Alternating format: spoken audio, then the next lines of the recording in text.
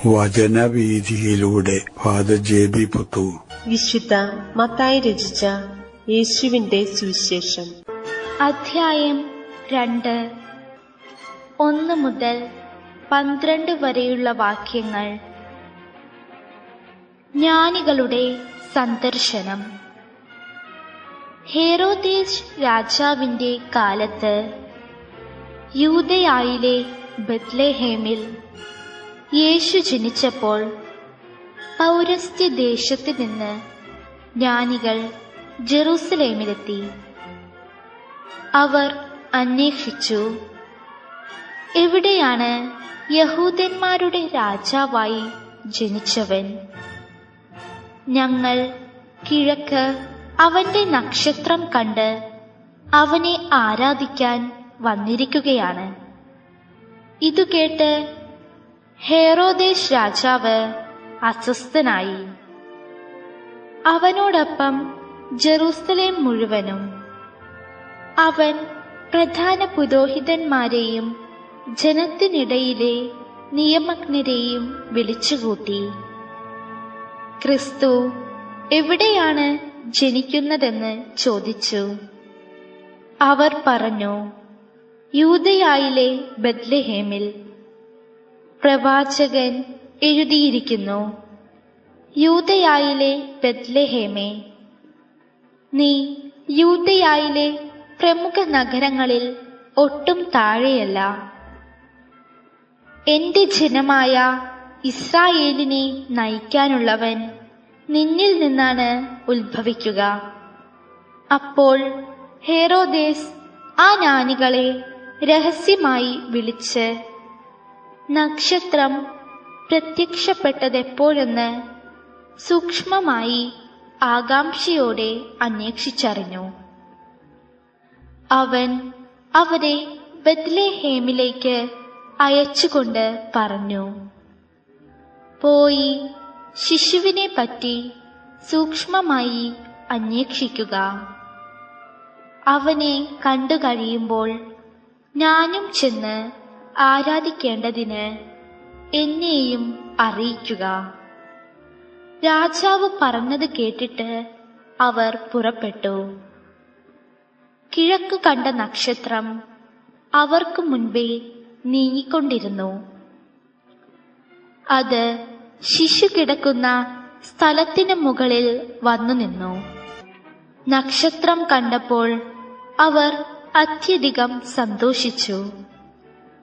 അവർ ഭവനത്തിൽ പ്രവേശിച്ച് ശിശുവിനെ അമ്മയായ മറിയത്തോടുകൂടി കാണുകയും അവനെ കുമ്പിട്ട് ആരാധിക്കുകയും ചെയ്തു. നിക്ഷേപ പാത്രങ്ങൾ തുറന്ന് പൊന്നും കുന്തിരുക്കവും മീറയും കാഴ്ചയർപ്പിച്ചു. ഹെരോദേസിന്റെ അടുത്തേക്ക് മടങ്ങിപ്പോകരുതെന്ന് സ്വപ്നത്തിൽ മുന്നറിയിപ്പ് ലഭിച്ചതനുസരിച്ച് അവർ മറ്റൊരു വഴിയെ സ്വദേശത്തേക്ക് പോയി. സംഭവിക്കുന്ന വസ്തുതകളേക്കാൾ അവയോടുള്ള പ്രതികരണങ്ങളാണ് മനുഷ്യനെ വ്യത്യസ്തനാക്കുന്നത്. സംഭവിക്കുന്ന വസ്തുതകളേക്കാൾ അവയോടുള്ള പ്രതികരണങ്ങളാണ് വ്യക്തിയെ നല്ലവനോ ദുഷ്ടനോ ആക്കി തീർക്കുന്നത് എന്നുള്ളതാണ് സത്യം. നൂറ്റാണ്ടുകളായി പ്രതീക്ഷയോടുകൂടി കാത്തിരുന്ന യേശുവിന്റെ ബെത്ലഹേമിലുള്ള ആ തിരുപ്പിറവിയോട് അനുബന്ധിച്ച് വിഹായസിൽ പ്രത്യക്ഷപ്പെട്ട ഒരു നക്ഷത്രം പല വ്യക്തികളിലും പലതരം പ്രതികരണങ്ങളാണ് ഉണ്ടാക്കിയത്.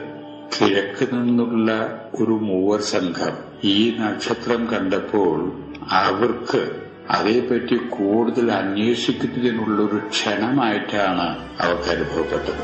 നക്ഷത്രം കണ്ടവരെ അനേകരുണ്ട്. പലരെ സംബന്ധിച്ചും പ്രത്യേകമായ പ്രതികരണങ്ങളൊന്നും അവരിൽ ഉണ്ടാക്കാൻ ഇടവന്നില്ല.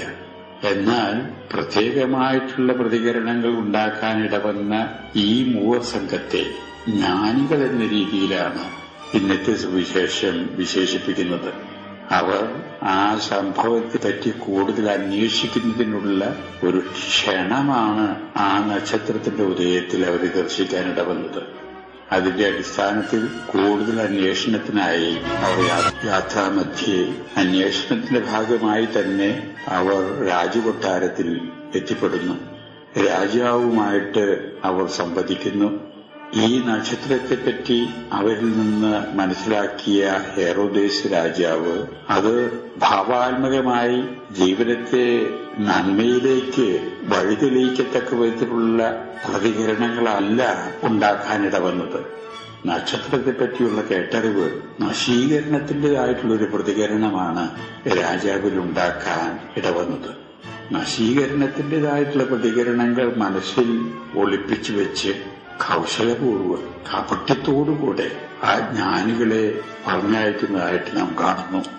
എന്നാൽ ജ്ഞാനികളുടെ മനസ്സിൽ കാപട്യവും കൗശലവും ഇല്ലാത്തതിന്റെ അടിസ്ഥാനത്തില് നിഷ്കളങ്കമായ അന്വേഷണ ത്വരയോടുകൂടെ അവർ നടത്തിക്കൊണ്ടിരുന്ന അന്വേഷണം അതിന്റെ പൂർണ്ണതയിൽ എത്തിയപ്പോൾ അവർ പുൽക്കൂട്ടിൽ പിറന്നു കിടക്കുന്ന ഉണ്ണിയേശുവിന്റെ സവിധത്തിൽ എത്തിച്ചേരുന്നു. വണങ്ങുന്നതിനും ബഹുമാനിക്കുന്നതിനുമുള്ള ഒരു പ്രതികരണമാണ് അവരിലുണ്ടായത്. എന്നാൽ ഹെറോദേസ് രാജാവിലുണ്ടായ പ്രതികരണം തീർത്തും വൈരാഗ്യത്തിന്റേതും ദുഷ്ടതയുടേതും കുടിലതകളുടേതുമായിട്ടുള്ള പ്രതികരണമാണ് ഉണ്ടായതെന്ന് നാം മനസ്സിലാക്കുന്നു. ദൈവം അത്തരം നിഷേധാത്മകമായിട്ടുള്ള പ്രതികരണങ്ങളെ സംരക്ഷിക്കുന്നതായിട്ട് നാം കാണുന്നില്ല. എന്നാൽ ജ്ഞാനികളുടെ സർഗാത്മകമായ പ്രതികരണങ്ങളെ സംരക്ഷിക്കുന്നതായിട്ടും കാണുന്നു. ഇവിടെ ഒരു യാഥാർത്ഥ്യം നമ്മുടെ മനസ്സിലേക്ക് കൊണ്ടുവരുന്നുണ്ട് ഇന്നത്തെ സുവിശേഷം.